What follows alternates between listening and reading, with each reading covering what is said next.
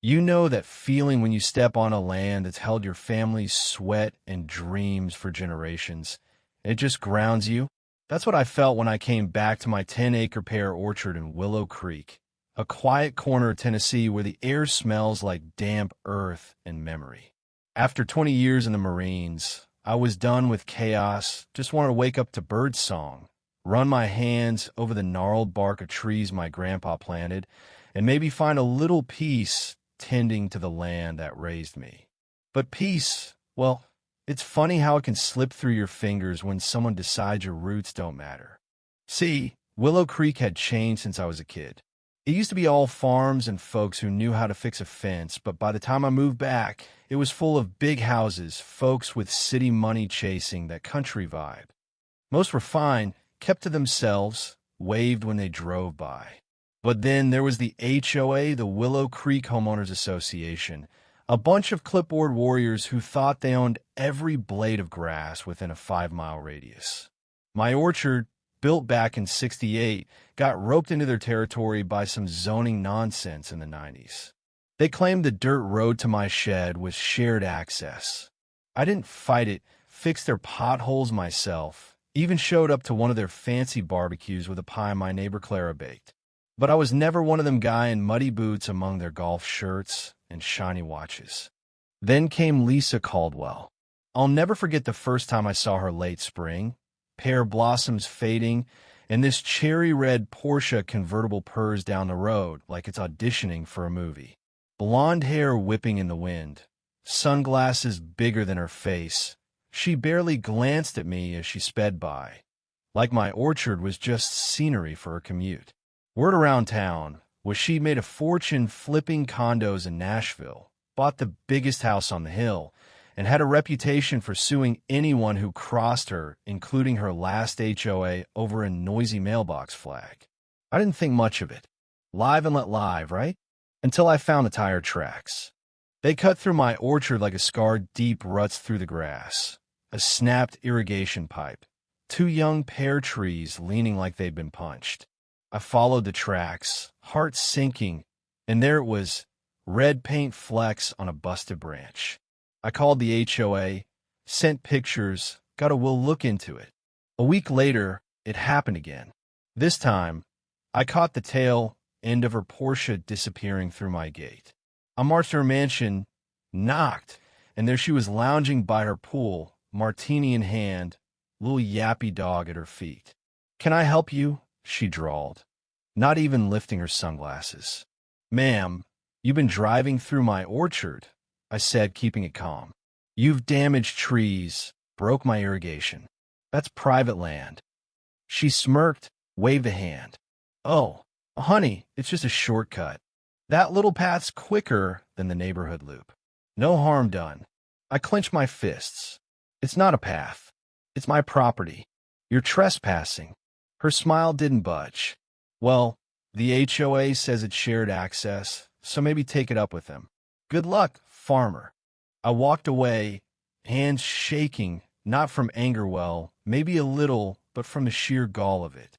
This land wasn't just dirt. My grandpa grafted these trees by hand. My mom taught me to climb them. My kid learned to ride a bike under their shade. And now Lisa Caldwell thought it was her personal racetrack. I checked the county records, no easement, no shared anything. I emailed the HOA with maps, photos, even quoted the law. Crickets. That's when I knew politeness wasn't going to cut it. I started small, hammered a private property, no trespassing sign into the ground where her tracks always started. By noon, it was gone. Posts snapped like she'd aimed for them. I put up another, bigger, in block letters. "Trespassers will be prosecuted." Same story torn down, tire marks mocking me. The HOA sent a newsletter calling my signs unsightly, like my orchard was their Instagram backdrop.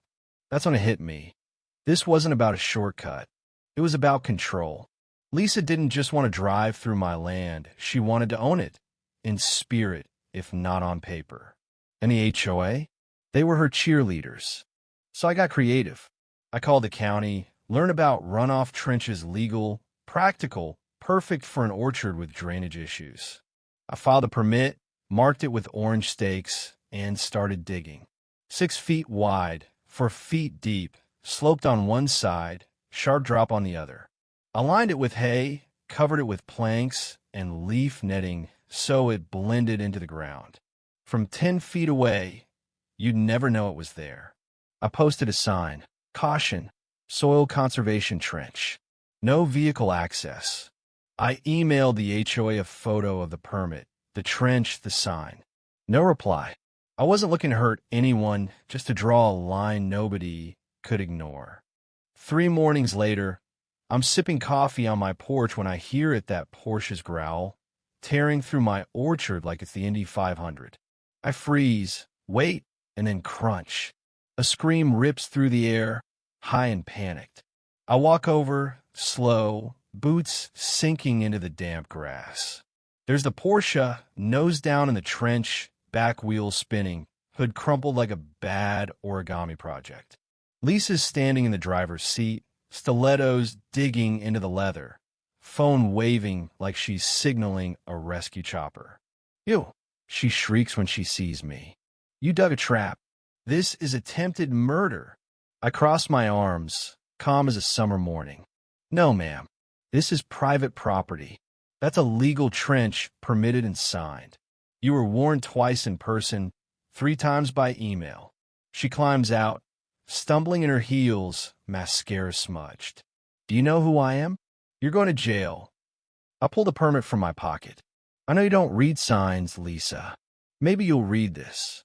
The sheriff showed up, Deputy Sarah Boone, a local I'd known since she was sneaking apples from my trees as a kid. She takes one look at the Porsche, then at my permit, my photos, my emails to the HOA. "Lisa," she says, voice flat, "this is private land. You've been told. The trench is legal." Lisa's face goes white. "But the HOA said," Sarah cuts her off. "The HOA doesn't own this orchard." "He does."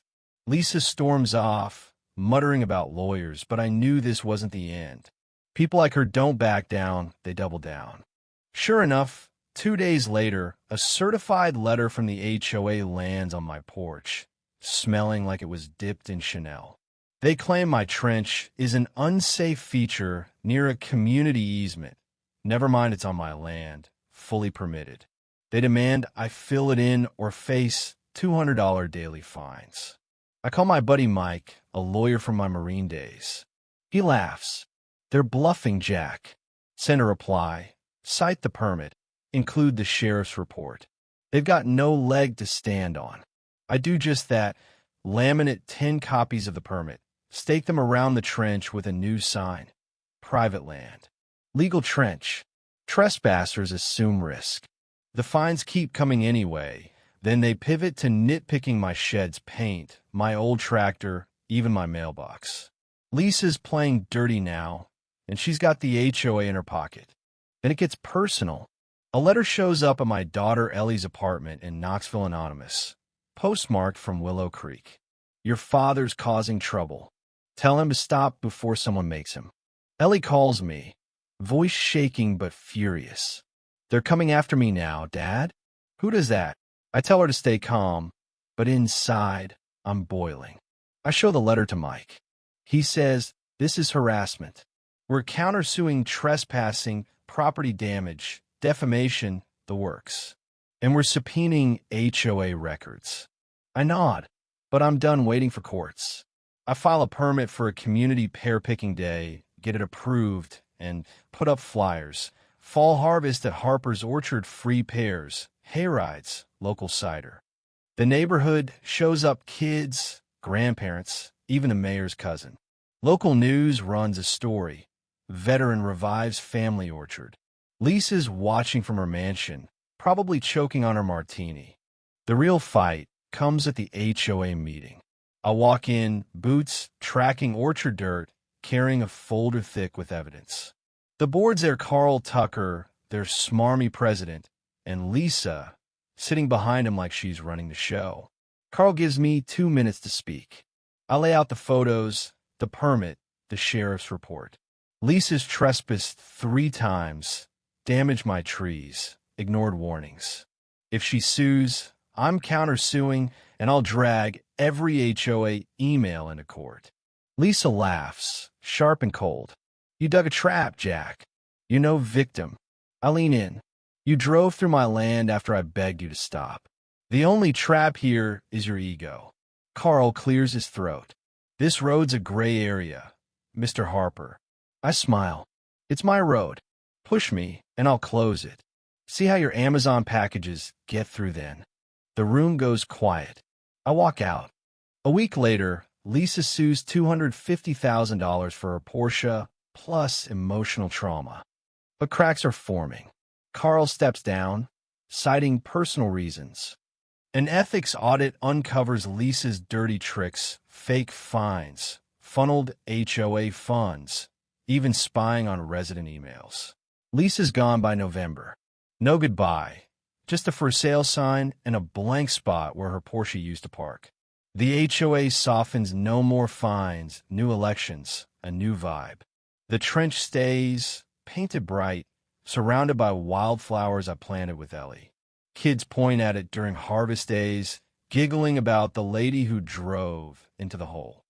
It's not a trap, it's a story now, a lesson about respecting what's not yours. That Thanksgiving, Ellie and I stand on the porch, coffee steaming, fog curling over the trees. You think it's over? She asks. I shrug. The fight? Maybe. But the work? That's just life. The orchard's still here, scarred but standing, giving fruit despite it all. It taught me something: you don't just fight for land, you fight for what it means. And when you do, you'd be surprised who stands with you. So what do you think? Was I right to dig that trench, or did I go too far? Drop a comment, tell me your take, or maybe share a story about an HOA that pushed you to your limit. Let's talk about where you draw the line.